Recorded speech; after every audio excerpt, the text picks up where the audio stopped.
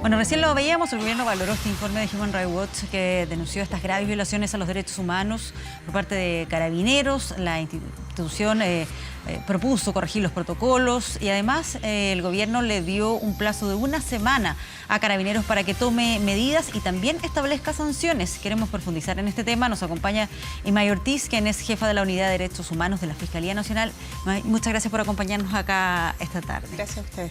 Primero, solo para colocar en contexto con la información que conocimos hoy de este informe, se trabajó en conjunto con Human Rights Watch. Les pidieron ellos los datos de la Fiscalía. ¿Qué es lo que ocurre? Bueno, ellas son una ONG, por lo tanto, todo el trabajo lo realizan autónomamente, no lo hacen con nosotros. Lo que sí, nosotros colaboramos con ellos, como con todas las organizaciones de derechos humanos que nos han pedido información, nos han pedido reuniones, y también especialmente también con la misión de las Naciones Unidas y de la Corte Interamericana, y con Amnistía Internacional también así fue.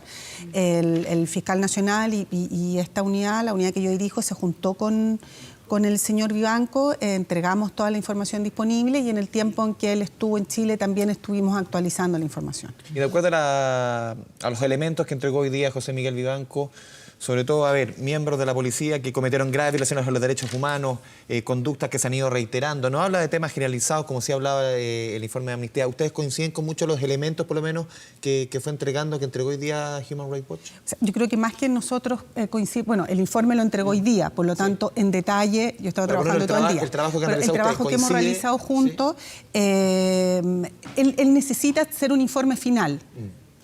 Y es lo que él hizo. Nosotros estamos en pleno proceso de investigación. Por lo tanto, lo que nosotros estamos en este momento es analizando los casos. Nuestra unidad también lleva la cifra, que no es con un afán de contar a las víctimas, sino que es precisamente saber cuál es el fenómeno. Estamos yendo, todas las cifras que damos porque estamos yendo caso por caso, las estamos agrupando por tipo de lesión, por ejemplo, las lesiones oculares, le estamos prestando muchísima atención. Y yo creo que es una apreciación como si está algo generalizado, es algo que tienen que concluir los fiscales que están a cargo de las investigaciones precisamente cuando estas terminan. Sería bueno ir actualizando precisamente esas cifras, de acuerdo a los últimos datos que tienen. ¿Cuántos son finalmente las investigaciones que ya están llevando? Hasta el 10 de noviembre, porque como nosotros caso por caso, porque estamos tabulando y obteniendo varios datos, son las cifras que tenemos son 2.670 víctimas. De delitos de violencia institucional. Nosotros tomamos violencia institucional, los delitos de tortura, apremio ilegítimo y abuso contra particulares. ¿Víctimas distintas? Porque puede ser que una persona haya sido sometida ya. Son víctimas, número de víctimas. Algunas víctimas pueden tener, claro, se nos pueden repetir, pero para que se repitan tienen que ser en hechos distintos. Ya, perfecto. ¿Ya? Sino que son evento e ingreso y por lo tanto tiene un número de causa distinto. O sea, que haya sido víctima el día 31 de octubre y fue víctima el 6 de octubre, por ejemplo. Son por eventos respecto de cada víctima. Y ahí las denuncias que tienen son en su mayoría hacia Carabineros, hay también denuncias, no sé, de Ejército, PDI. Las cifras se las entregamos, son mayoritariamente de las 2.670 víctimas. Tenemos 2.052 corresponden a Carabineros, 183 al Ejército, 50 a la PDI y 26 a la Armada. ¿Qué tipo de delitos están? Porque en el caso de Human Rights Watch era el tema de, derechamente, temas que tienen de connotación sexual, temas de abuso físico, el tema de la sentadilla, de obligar a desnudarse sobre todo a mujeres. Ellos enumeran una cantidad de tipos de violaciones a los derechos humanos. ¿Ustedes se han topado prácticamente con lo mismo? Lo que pasa es que como es un informe que no es un informe jurídico propiamente tal, él hace más bien referencia a hechos. Ya. Lo que nosotros investigamos son tipos penales, que son el delito de tortura, apremios ilegítimos, abusos contra particulares. Y también algunos otros delitos que en la Fiscalía pueden haber sido ingresados, no como este tipo de delitos que son de violencia institucional, pero donde están involucrados la policía, por ejemplo, el delito de lesiones. Muchas lesiones oculares no están como apremio, sino que como lesión. Ahora, la connotación sexual, no existe un apremio sexual, sino que el apremio, la tortura especialmente es un grave sufrimiento, o el apremio ilegítimo es una vejación, un trato cruel, inhumano, degradante, y precisamente ese trato cruel o ese acto degradante puede tener una connotación sexual. Entonces, los desnudamientos, por ejemplo, no existe el tipo penal desnudar. ¿no? Ya. Sino que lo que hay es dentro de estas figuras que han ingresado a la Fiscalía como apremio ilegítimo, abuso contra particulares, nosotros separamos en qué consisten y cuáles tienen connotación sexual. Y por eso que nuestro trabajo ha ido caso por caso. Y dentro de estas 2.670 tenemos, por ejemplo, 90, hemos separado también aquellos que para Eso nosotros... por ocurrencia en el lugar donde ocurren. Yo estaba leyendo, por ejemplo, 1.820 en la vía pública, Sí. 241 en comisaría, se reparten en números cercanos a los 40 en carros policiales, Sí. en domicilio, Sí. en locales comerciales. Sí. Me imagino que Algunos el tipo de apremio es distinto, obviamente, dependiendo del lugar. O sea, el delito es apremio ilegítimo. Sí. Lo que pasa es que hay un contexto y precisamente a lo mejor va a incidir en determinar si un determinado hecho es precisamente un delito de tortura, apremio ilegítimo, abuso de particulares, podría ser determinante el lugar, por ejemplo. Ya. ¿Ya? Pero a su pregunta, por ejemplo, de los delitos con abuso sexual, nosotros también detectamos en estas 2.670 casos que había en 90 de estos casos, 90 personas habían sufrido desnudamiento, 26 algún hecho constitutivo de violación o abuso sexual, ahí tenemos 2 casos de violación concretamente, y 8 amenazas de cometer delitos sexuales en su contra.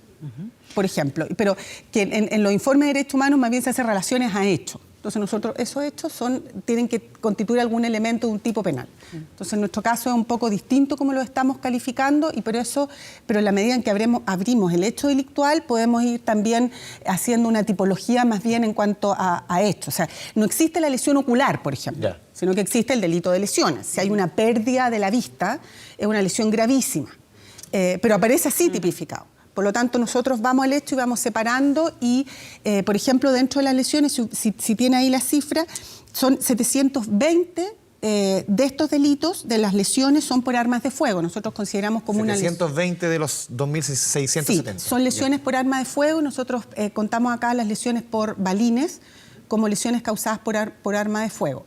De esas, en nuestro conteo inicial, son 124 con lesión ocular, con distintos niveles de daño. ¿Y por homicidio, por acción de agentes del Estado? Son 5. Son 5. Son las 5, ¿Eso se mantiene eso no ha igual variado. que el Instituto Nacional de Derechos Humanos, que entiendo que era más o menos la cifra que se entregaba?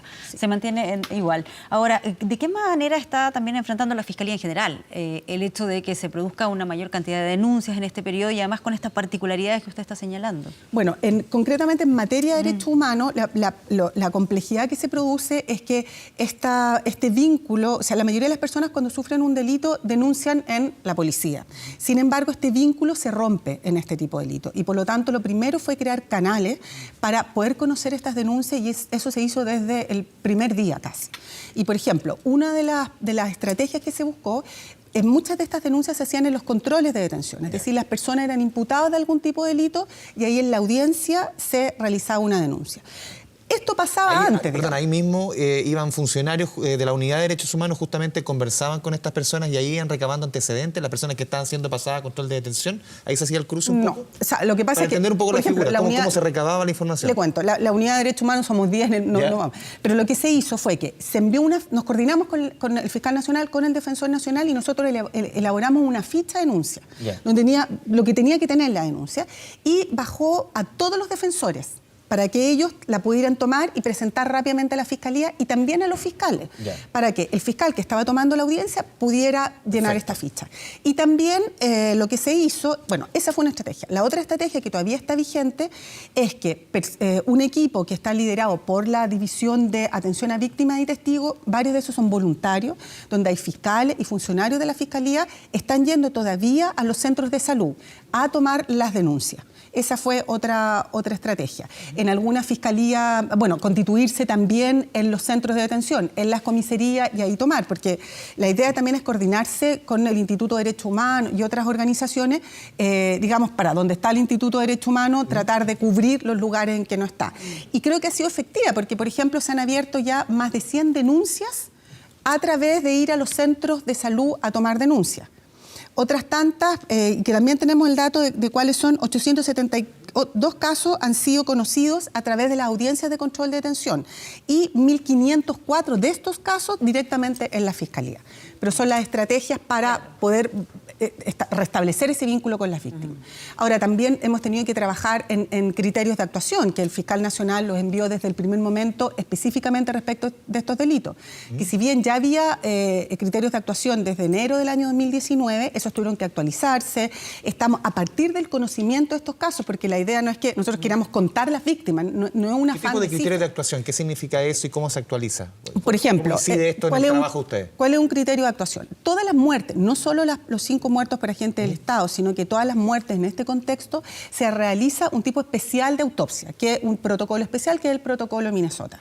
Otra estrategia, por ejemplo, es para acreditar tortura y apremios ilegítimos graves, es que esas víctimas se les realice una pericia especial, que es el protocolo de Estambul, que tiene por objetivo acreditar tortura, acreditar apremios ilegítimos graves. No es una constatación de daños común y corriente. No, por supuesto que no, por supuesto que no. De hecho, tiene un plazo, por ejemplo, una de estas pericias se tiene que realizar no antes de 90 días.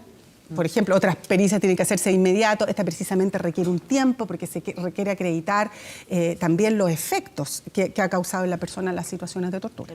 ¿De qué manera están actuando precisamente en esas situaciones en las que las personas murieron en un incendio en un supermercado? Lo digo porque en esta época de desconfianza, de fake news, surgen diversas teorías que tal vez no murió efectivamente en ese incendio. ¿De qué manera se va trabajando para poder acreditar en qué condiciones murió una persona? Bueno, en ese caso lo que hemos hay un par de fallecimientos que fueron muy inmediatos, pero a partir de todas las muertes, por ejemplo, con este protocolo, un tipo de autopsia que es como mucho más rigurosa, ¿no? que una autopsia común y corriente. O sea, tiene un protocolo que es mucho más especial. Y todas estas muertes se han hecho, o la gran mayoría, las que ocurrieron el primer día, digamos, no alcanzó el protocolo de Minnesota. Sin embargo, los fiscales han estado muy en contacto con la familia para realizar todas las diligencias hasta agotar finalmente, que no quede ninguna duda respecto de por qué se produjeron estos fallecimientos. ¿Cómo ha sido la respuesta cuando ustedes van a constatar en un hospital, en la fiscalía, en un control de detención, de las víctimas? ¿Cuál ha sido la respuesta? Porque mucho de esta movilización tiene que ver con una desafección a la institución, una desafección a las instituciones. ¿Hay confianza al momento de acceder a funcionarios del Ministerio Público? ¿Hay reticencia? ¿Cómo es el comportamiento un poco de las víctimas al momento de enfrentar una denuncia? Bueno, yo creo que este es un gran desafío también para nosotros. Yo creo que efectivamente este cambio también tiene que ser para todo el país y especialmente a las instituciones del Estado que tenemos por misión servir a las personas.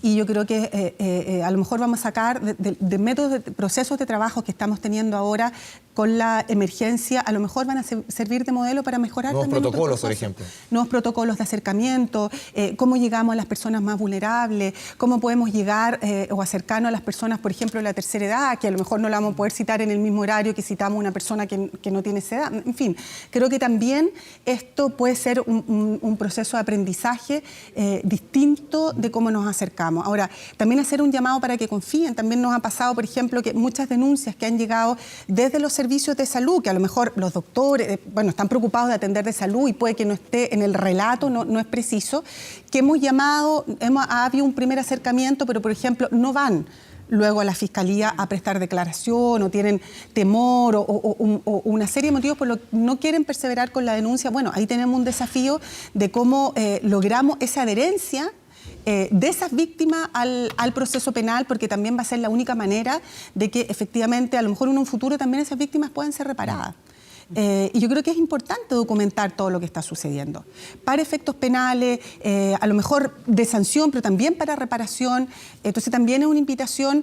Estamos asumiendo el desafío de lograr atender a las víctimas de la mejor manera, pero también de que las víctimas se atrevan a denunciar. Y aunque haya pasado un tiempo, eso no significa que no puedan ir a denunciar. Imay Ortiz, jefa de la Unidad de Derechos Humanos.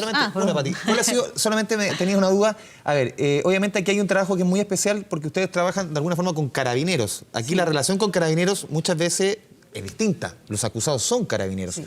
¿Cómo ha sido la colaboración en el trabajo del Ministerio Público justamente de la institución?